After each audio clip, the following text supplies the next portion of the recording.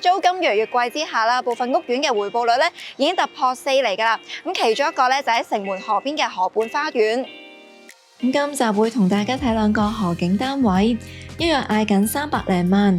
咁除咗會計數，睇下扣埋使費之後嘅實際回報率有幾多，亦都會拆解一下做出高回報率嘅屋苑有咩共通點。嗱，買嚟投資收租又有啲咩要注意？咁喺開始之前都提大家，如果你仲未訂閱呢個 channel，就記得 subscribe 同埋撳埋隔籬個鐘仔啦。根據我哋嘅阿伯 House 統計，本港租金自2019年8月去到歷史高位之後，開始掉頭向下，直到2023年先至步入升軌，連續2年按年升幅都超過半成，分別有5.2%同6.5%。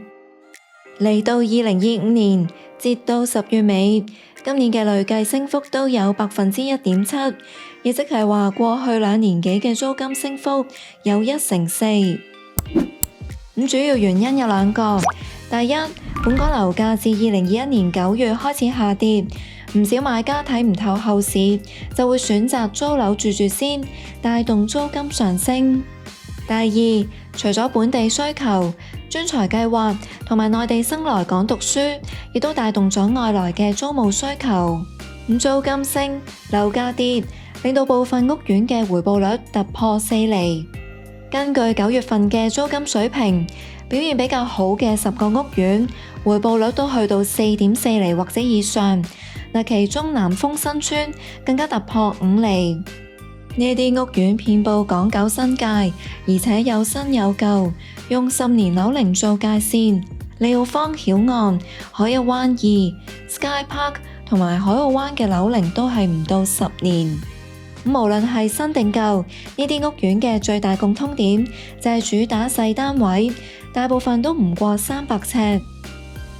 而呢一點都符合差估署嘅統計，喺2022到2024年期間，細過430尺嘅單位租金升得最多，升幅達到7%幾，大幅跑贏中大型單位。而今集參觀嘅河畔花園就正係差估署統計入邊最細一款啦，單位嘅實用面積由242到269尺不等。單位細亦都幫到壓縮樓價，降低印花稅嘅入市成本。睇返我哋嘅阿伯 House App， 呢啲單位嘅近期成交價都唔過400萬，入於100蚊印花稅門檻。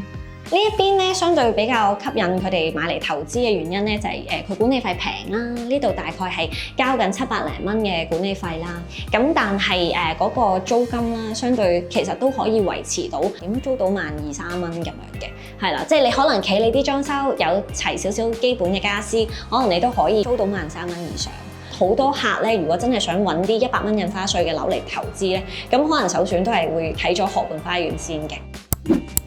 沿河而建嘅河畔花園一共有6座，提供1584伙，主打2房單位，同時供應356個私家車車位，平均每4.4戶增1個。屋苑喺1984年落成，樓齡大概41年。由於樓齡都有返咁上下，所以屋苑都做咗部分大維修項目，例如翻新咗大堂同埋夾咗錢換 lift， 部分座數已經換完㗎啦。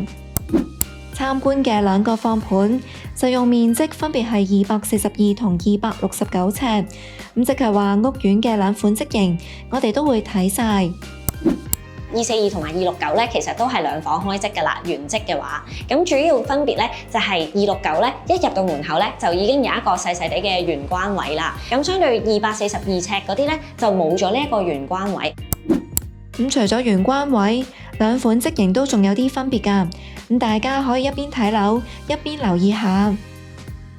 第一個放盤位於 D 座中層，原積2房，改咗做1房，叫價399萬，維翻每一尺大概16400幾蚊。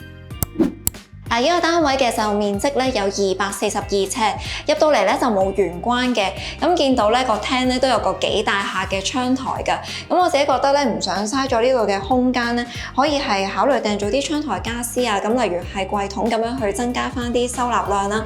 咁至於成個廳比較完整嘅牆身咧，就係得呢兩邊嘅。咁咧就呢邊可能梳化，呢邊電視機櫃。咁至於食飯台咧，就擺我而家企緊中間呢個位置。若果想爭取多啲走動空間，可以揀擺摺台；但如果唔想朝行晚拆嘅話，就可以揀一啲餐台、茶几兩用嘅家私啦。單位有簡單裝修，鋪咗地磚同油咗白色牆身。買家要求唔高嘅話，都可以沿用翻而家嘅裝修。因為以前嘅窗台係計入賣樓嗰陣嘅建築面積，所以唔少80年代落成嘅屋苑都會有。但係去到今日，樓宇銷售唔會再講建築面積，而窗台亦都唔會計入242尺嘅實用面積。客廳向住西北方，晏晝嗰陣會熱啲。外望景觀以城門河景同大涌橋路為主。好啦，轉過嚟另外一邊咧，咁咧我喺我嘅左手右手邊咧，分別就係浴室、廚房啦。咁我哋先睇廚房。嗱，見到咧，其實佢而家咧係預留咗位去擺雪櫃啦，同埋洗衣機。咁所以咧，嗰個星盤咧就唯有係再褪入咗去咗角落位嘅位置。咁洗碗嗰陣咧，可能就少少唔方便啦，要側側地身先可以啦。由於工作台面下面預留咗位擺洗衣機，所以下面嘅儲物量就唔多啦。收納空間主要嚟自上面嘅櫥櫃，但係就有比較明顯嘅使用痕跡。若果買家係自用，或者要預留一筆裝修費用啦。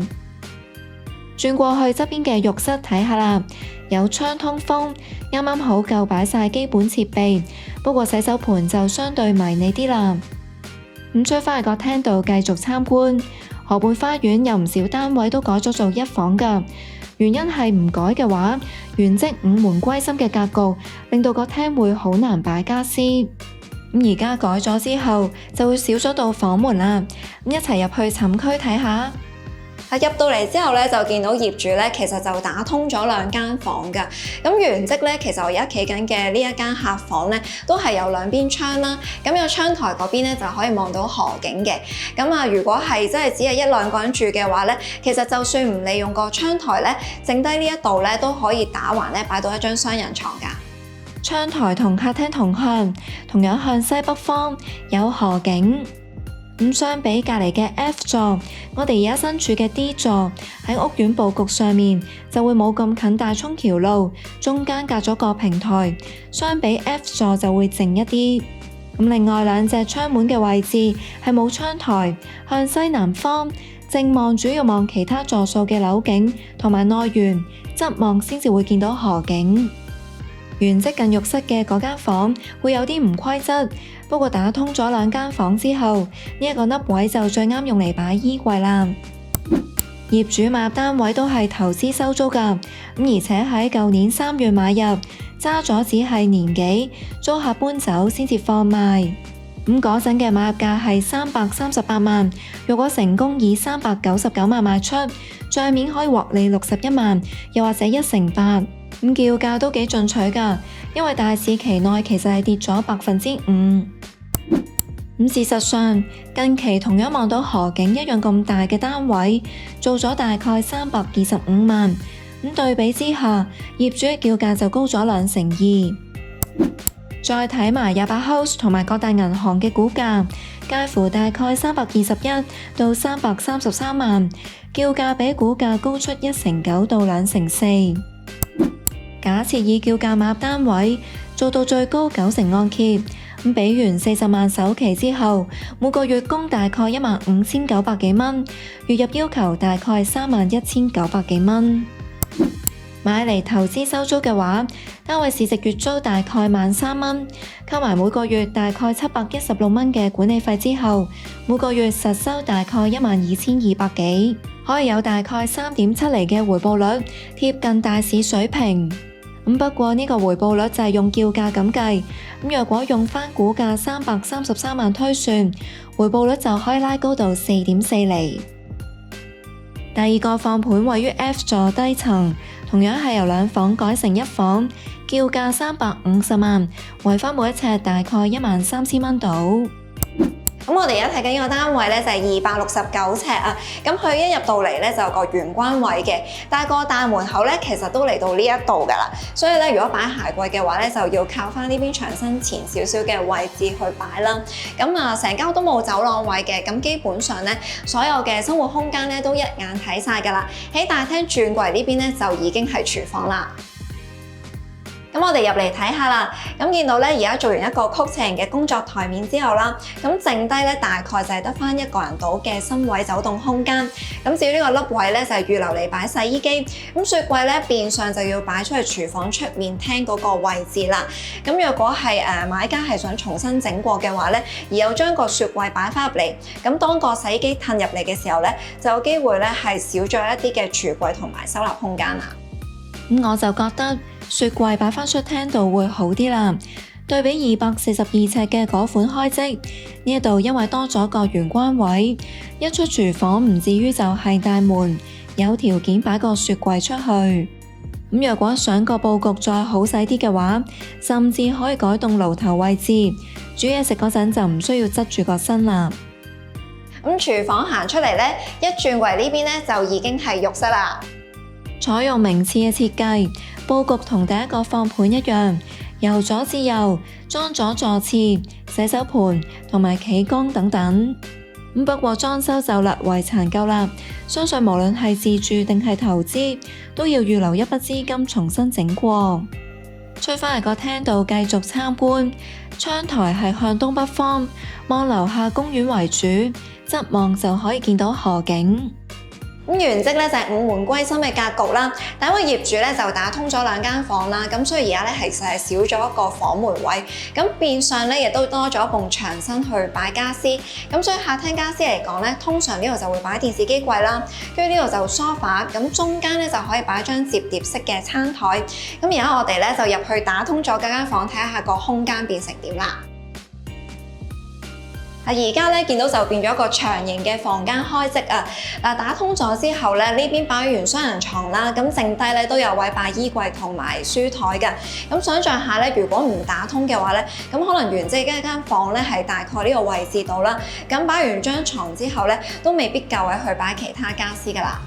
對比翻另一款開積，呢一度打通咗兩間房之後，成間房都幾四正，唔會話有咩凹位。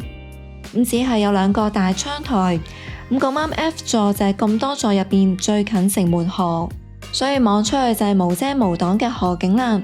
咁天氣好嗰陣，甚至連對岸嘅屋苑、學校都望得到。咁不過呢一邊就向住西北方，會有啲西斜嘅問題。咁同埋呢一座比較近大涌橋路，唔多唔少都會聽到啲車聲。今集睇嘅兩個放盤都係河景單位。基本上喺河畔花園嚟講，只要望到河景，都係向西北方噶啦。咁如果好介意西斜問題，可以揀另一種方位嘅單位。咁有啲人咧，其實始終唔係好中意西北嘅樓，因為覺得住起上嚟又曬又熱啦。咁可能就會考慮翻東南方向，因為其實東南嗰邊咧都會係望內園嘅，咁所以嗰個內園景咧相對比較寧靜少少。如果根據翻過往成交過嘅話咧，的而且確係有河景咧，係個樓價係會稍為高少少嘅。係，不過始終40幾年樓，咁都會因應翻個內籠啊，咁樣去比較嗰個樓價。咁分析下參觀放盤嘅叫價啦。業主組喺1993年8月買入單位，咁當時嘅樓價係138萬。若果成功以350萬賣出，帳面可以獲利212萬，又或者1.5倍，跑輸大市同期1.9倍嘅升幅。咁睇返近期同樣尺數嘅單位造價，講緊大概325萬。不過嗰個單位就唔係望河景，而係望內園同埋樓景為主，所以只可以俾大家做個參考。再睇埋28 House 同埋各大銀行嘅估價，介乎大概332到341萬，叫價比估價略高2.6%到5%。假設以叫價買入單位，做到最高90%按揭，比如大概35萬首期之後，月供大概14,000蚊，月入要求大概28,000蚊。買嚟投資收租嘅話，單位市值月租大概13,000蚊到，扣埋每個月大概716蚊嘅管理費，實收大概12,200幾，可以有大概4.2厘嘅回報率，高過大市水平。事實上，回報率嘅高低就好視乎租金同樓價嘅水平。樓價跌，租金升，回報率就自然高啲。但係計實際回報嗰陣，仲要計埋一連串嘅成本開支。喺買樓嗰陣，除咗樓價，仲要俾印花稅、律師費、代理佣金同埋註冊費等等，加埋先係實際嘅成本。而出租單位嗰陣，實收幾多租金都要先扣咗一連串嘅開支，包括管理費、差餉、地租同埋物業稅。用今集第二個放盤做例子，假設最終用估值樓價333萬買入單位，印花稅嘅成本就係100蚊，代理佣金一般就係樓價嘅1%，亦即係大概33,000蚊。另外估算嘅律師費大概1萬蚊到，連埋轉讓同埋買賣協議等等嘅註冊費，加埋之後，實際嘅買樓成本就大概337萬。至於租金收入方面，用13,000蚊嘅月租咁計，每一年就可以收到大概15萬幾，扣埋一系列嘅基本開支之後，實收年租大概12萬。用啱先計出嚟嘅買樓成本同埋租金收入，再計多次回報率啦，得出嘅結果就大概3.5厘，亦即係話扣埋一般使費之後，實際嘅回報率或者會比預期低1厘。另外，投資者都要留意單位會唔會有一啲維修保養嘅需要，因為呢一點都會影響到回報率。同埋，如果單位係買嚟收租嘅話，最高只可以做到7成按揭。不過河畔花園嘅租客源都相對穩定，主要係年輕夫婦同埋內地學生，呢一點同屋苑嘅地理位置都有關。雖然屋苑唔近鐵路站，但係對出嘅大涌橋路有巴士或者小巴接駁到沙田站或者大圍站，可以吸引到中大嘅內地生租住。對於一般租客嚟講，最近河畔花園嘅鐵路站就係沙田圍馬鐵站啦，由屋苑行過去大概要10分鐘到。有揸開車嘅話，屋苑都有356個車位，月租大概2,500蚊，售價就大概60到70萬一個。買嘢配套方面，就算唔去沙田市中心，河畔花園同埋附近屋苑基座都有唔少鋪頭㗎，有唔同菜式嘅餐廳同埋超級市場。要買餸嘅話，亦都可以去到隔離嘅沙角村街市，行過去都係大概10分鐘到。真係想行大型商場，亦都可以去沙田站嘅新城市廣場，又或者大圍站嘅圍坊。至於康樂設施方面，屋苑自身有室外泳池、網球場等等。今集睇咗2個嘅單位啦，咁我自己就中意24、2尺嗰個多啲喎。因為269尺嘅嗰款開式主要係多咗個玄關，但係嗰個位就比較細啦，比較難運用得到，所以我就覺得冇玄關似乎個廳仲嚟得更加見使。你又中意242定係269尺嘅嗰款開式呢？不妨留言話俾我哋知啊，有機會獲得咖啡禮券㗎。最後中意呢條片嘅話，就記得俾我 like 支持下我哋啦。